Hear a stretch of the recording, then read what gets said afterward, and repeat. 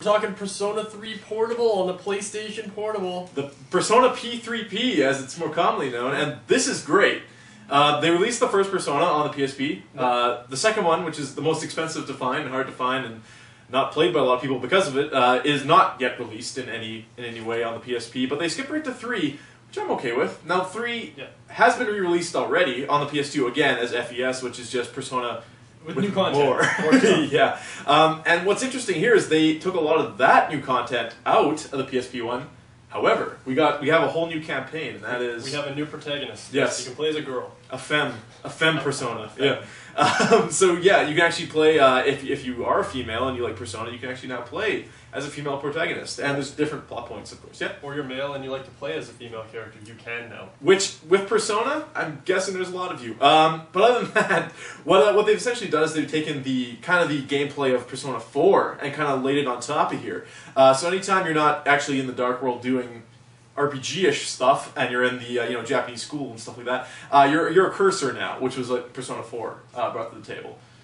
It is a little different versus the Persona 3 on the PS2 that you might remember, whereas you can actually move around and things like that. It works all the same, to be fair, and it's very, very neat. I like it. For a portable medium, I think it... Exactly. It takes the portable medium and it basically does what it... Yeah, because they definitely have scaled back the graphics, of course. Yeah.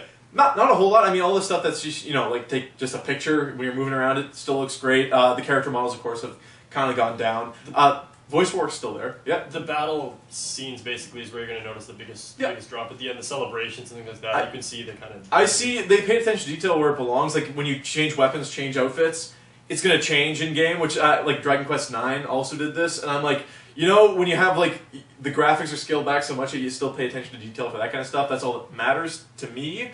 The game is great. I mean, if you haven't played Persona before, Persona 3, a lot of shooting yourself in the head. Essentially, your kid comes to this new town, is in the dorm, you realize that things are going on in this town, and balancing your schoolwork and your personal life and fighting demons. Social links. Yeah, and the game just gets crazy addicting because of that. You're constantly just like, oh, what am I going to do today after school? And you're like, God, and it's just going and... I love this game. There's always something to do. Yeah, very, very good. And I know last week we talked about the Sonic Mega Collection, or Classic Collection on the DS, and the fact is we can't give it a high score because it's been released so many times.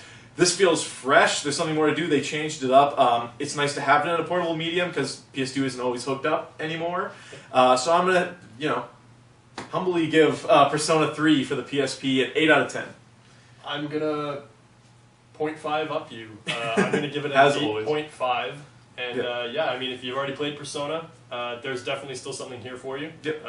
If you haven't played Persona, pick it up. What is your problem? It's great.